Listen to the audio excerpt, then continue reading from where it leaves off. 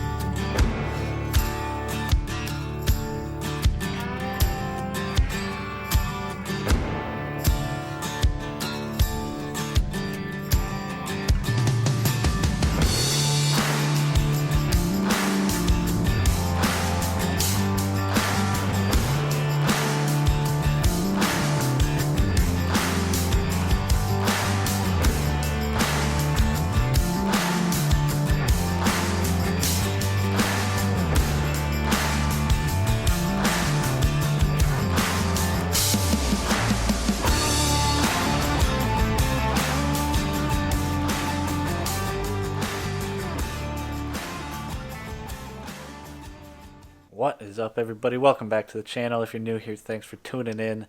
So I have to apologize for leaving you guys hanging on last video about how the work played out and what my time frame was for getting a video done for you guys. That's all you got. So like last time, we're jumping right into it. I've actually been working on this for most of the day today and a chunk of yesterday. Made some pretty good progress up until this point. You guys have probably seen some of it based on what I filmed. I don't know exactly everything I filmed and what will make the cut editing wise, but you guys saw some of it. Give you guys an update on the rest of it now. So what I was doing earlier in all those clips you saw was going through, cutting the different lengths of fuel lines, taking out the old CNC fuel lines, and just going through as basically a trial and error process, which was pretty darn tedious. Another reason I didn't make you guys sit through all of it, but it was a lot of taking it in, or putting it in, taking it out, putting it in, taking it out. That's what she said. But it was basically a lot of trial and error of just trying to get it to fit right, getting the right adjustments and measurements. And I'll tell you what, it is a tight space getting those old CNC fuel lines out. Bit of a pain. My hands are cut up and bruised up, laying on top of my engine. Not going great. But I think we're past the halfway point and we're moving on. So let me show you guys where we're at now. If you guys hear anything in the background, this is my brother working on a project for his fiance and his house that he will be getting at some point. He has a channel on all this stuff, woodworking channel. If you're into woodworking, feel free to check it out. Northwest Craftsman. This is all the stuff you see in the back of my videos. Like I said, I had the old fuel system out, or the old fuel lines out. Driver's or passenger side, driver side. And then you guys saw I got all the new fuel lines built, and I think they are good to go. You guys are really yellow right now. Let me adjust that, see if I can make it a little bit better for you. Alright, there you go. Hopefully that's a little bit better lighting. Not so yellow. Here's the carnage of everything that's been going on. Like I was saying, got the CNC fuel lines out, the passenger side and the driver side. Driver side is a pain in the butt. I'll show you why. Show you how I got to it. But you guys saw me going through making all the new fuel lines, nice braided hose and fittings.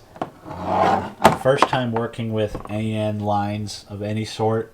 A little bit of a learning curve, but not too bad. One issue I did run into when I was trying to tighten in the fitting to finally snug it down, you guys saw me using a pair of pliers to hold the hose from turning. I don't know if that's normal, but on the last little bit of tightening it down, the hose would start to turn and slowly push itself back out. So I just held it in place. Don't think that'll cause any issues, but if you guys have any experience with that, is that normal? Did I do the right thing? I don't know. We'll see if it works. I think it'll be fine. Here's the fuel line that's going down, or I guess it's technically the return line. It's going down to the return factory return line on the frame rail. Got the quick disconnect fitting there, and then the AN fitting up on the end. I decided to put some heat wrap on it because it's going to be probably within 5 or 6 inches of the exhaust manifold. I think these lines are rated to like 300 degrees or something, but I figure it wouldn't hurt to put this on. Another thing was a pain to put it on, get it wrapped nice and snug, but I think it will do the job. So these are the lines, got them all done. Let me jump into the truck and show you guys what it looks like under the hood. Alright, so here we are, obviously up in the engine bay. Oh, this is the carnage. Well, that's gone down. Everything's set up. Sorry if the camera works a little shaky, balancing up on a stool here. And I'll tell you what, my legs are pretty shot from standing up here all day. But you gotta do what you gotta do. So as you guys can see, I ended up removing the alternator. Not really removing it, moving it out of the way. And then I actually completely undid the alternator bracket, or almost completely undid it. I left the very bottom bolts in down there, so that way I can kinda move it out of the way ever so slightly to get to that fitting right in there. Let me give you some light. Get to that fitting right in there. So the silver part you see is the factory fitting, or the fitting from CNC, and then attached to it I have the conversion that I said, going from 4AN to 6AN. That is the one on the driver's side. And then passenger side is right there to the left of the little napkin. Pro tip, if you're doing something that you might be dropping, like I was, put a napkin down underneath it or something down underneath it to catch whatever you're going to drop. If you're feeling like you could get away without dropping it and you go for it, you're going to drop it. Mainly, I just did that. So it doesn't hurt to just stuff something down underneath it. This one was the biggest pain in the butt to get to. I could have removed my high pressure oil line. I didn't really want to drain the system, so I did the best I could, and was able to get it to work, working a wrench in through that gap, doing a little 1/8 turns at a time. And if I did not move this out of the way, I would not have been able to get it at all. I didn't want to completely take it out. My my power steering pump is still hooked up. I didn't want to deal with anything like that. If this bracket was completely out of the way, it would have been really, really easy to do that side. But it is what it is. That's how my hand and arm got all cut up. Looking down here, I think you guys have enough light to see that. Got my line, my 1/2 inch line coming from the air dog. I left that as it is, just loosened it up and pushed it out of the way. Got my fuel pressure sensor, same as it was before. And then down, hopefully you can see it, down there, it's not really in focus, but that is where the CNC line went in from the passenger side. I capped that off. And then down under there, you can kind of see that little T or cross. I know it's not really in focus. Either way, you can kind of see that little T or cross, and I put, that is the bottom side of it, is where the driver's side line went in. I put a cap there. So what do we have left to do? Go through and connect the driver's side line down there, connect the passenger side line, and then I think I'm going to bolt this back into place, put the alternator back in place, because that is where my fuel pressure regulator is going to go, is bolted on top of the alternator. And then it's connecting the lines. The return line will go down underneath the intercooler piping down to the frame rail over there, which is a pretty short run. Yeah, I think that is the full update of where we are at. I don't want to draw it out too much longer, but there we go.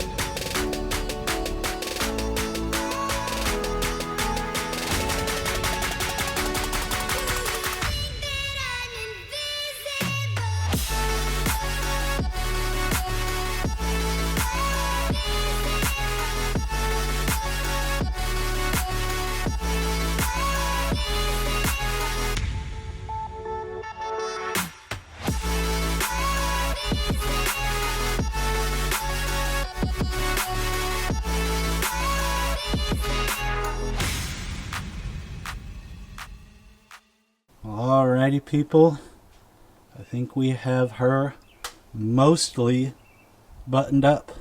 I say mostly for a couple of reasons. I'll go into that, but let's take a look at how it all turned out. Alrighty, so again, I apologize for the shaky camera work. My legs are pretty much at the point of giving out on me standing up on this stool, so it is what it is. We got the regulator mounted up right there. We got one return line, or one line, going down to that head down there. We got the other fuel line going down to that head down there. And then you see right below it, we have the insulated line going down under there, past the, down below the engine, down to the frame rail. Everything is buttoned back up, tightened up, I think. Yeah, I'm pretty happy with how it's turned out so far. We have run into a couple problems. One, that fuel line right there, I think I'm going to shorten it up a little bit. I have room to shorten it up, and I think I will. It is up against the intercooler pipe, which I don't really want that rubbing. And then I can just bring it in an inch or two and completely get rid of that curve. Unfortunately, I have to do that in the truck because that's the one that connects all the way down there, and I am not going to be undoing that again. And then I think I'm also going to shorten this one up a little bit. I haven't fully decided yet. It's not in a bad spot, but it does come up against the heater hose. We'll see. I initially wanted this to be coming out horizontally, and I think shortening it up will allow it to be more like that, which I think will be better.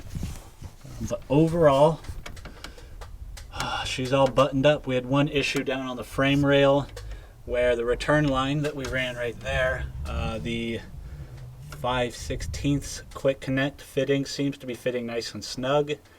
For whatever reason, the 3/8 cap that we put on the factory feed line is really, really loose. Everywhere I looked online said 5/16 and 3/8 for the factory lines on these trucks. But to me, it looks like they're the same size, and so I'll probably end up ordering a 5/16 quick connect fitting to go on that feed line. Right now it's just capped off, so it's not a huge deal, but it's looser than I want it to be, and especially once we start running fuel pressure through there, it's definitely too loose. So that is what it is. Just a snag. If any of you guys have any idea or any input on what the factory line sizes are, let me know. I could have sworn they were 5/8 and 3/16, but it doesn't appear so. So roll with the punches and we'll see what we can do. I'm really torn right now. I want to turn on the pump and pressurize it and see how it all does, but at the same time I'm probably going to be taking this hose off and that hose off, which means running diesel through the system. Next time I take them off, we're just going to be making a mess again. So I think, going against everything I want, we are going to hold off on turning everything on for the time being, but I wanted to show you guys what it all looks like right here. Overall, I'm pretty happy with how it turned out. First time working with this stuff, I'm happy. So I'm going to try to hop down from the truck without hitting the dirt, and then I'll close out the video back in the garage. Well, alrighty guys, this video is ending on a little bit different note than what I had hoped for. But to be completely honest, I didn't think I was going to get as far as I did today anyway, so I did better than I expected, so I'm pretty happy with how it's all turning out. It always is a little bit of a kick in the nuts when you get this close and have a couple problems that you have to figure out. I'm going to have to order in another fitting again, which sucks, but it is what it is. That's kind of what you get when you're doing stuff like this. Taking advantage of this quarantine time. I don't have to drive the truck for a while, so overall I'm pretty happy with how it's all shaping up and turning out. I think it's looking really clean under the hood. I think once I make those minor adjustments to the hoses, get a little bit shorter, I think the routing is going to be just about perfect, and I think it'll look clean. Unfortunately, I'll be ordering that fitting down below on the frame rail. I don't know why, but everywhere I look, and I've scavenged the internet trying to find this stuff, but everywhere I've looked, people say it's 3/8 and 5/16 for the factory feed and return lines. Maybe I just got the wrong fitting in originally. I think I ordered that one through Amazon. Maybe I just got the wrong one. It showed it was labeled correctly. I don't want to throw a company under the bus. I mean, I don't even know which company it was at this point. But it doesn't seem like those are the measurements for the factory feed and return line.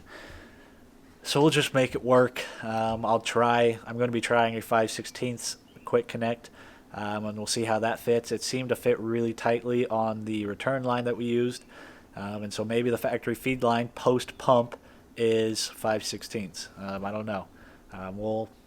I'll figure it out and let you guys know.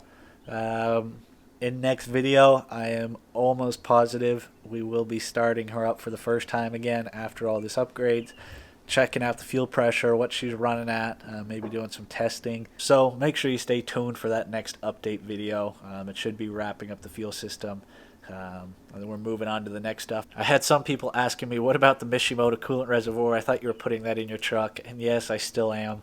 I don't have it powder coated yet, so I'm not going to put it in yet. I am really hoping to get it powder coated here pretty soon. The whole coronavirus thing, quarantine thing is really slowing things down, and mainly I just haven't gotten around to doing it. Things are crazy on my end. Even with all this shutdown stuff, I'm still working probably 45 plus hours a week, plus doing all this stuff. So I've been busy, but I do plan on doing that very soon, and I think it'll be a nice addition. So enough rambling on. I don't know how long this video is going to be. For me, it's been a very long weekend, but productive weekend, so I can't complain.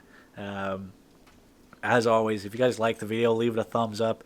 If you have any questions or comments, leave them down below, and I should be able to answer all of them. And if I can't, I'll try to direct you in the right direction. If you're not subscribed to the channel and you're interested in this kind of stuff, I encourage you to hit the subscribe button so you don't miss out. Got a lot of stuff done to this truck. If you haven't seen it, go check it out. Ooh, if you did make it this far in the video, I have a very exciting announcement from KC Turbos that I'll be announcing here pretty soon. I don't think you guys are going to want to miss this. It's a pretty big opportunity for you guys. I won't give you any more details than that, but the guys over there are great to work with. So I'll leave it out with that. If you guys made it this far in the video, that's your little treat. Thanks for sticking around to the end. I'll catch you guys on the next video.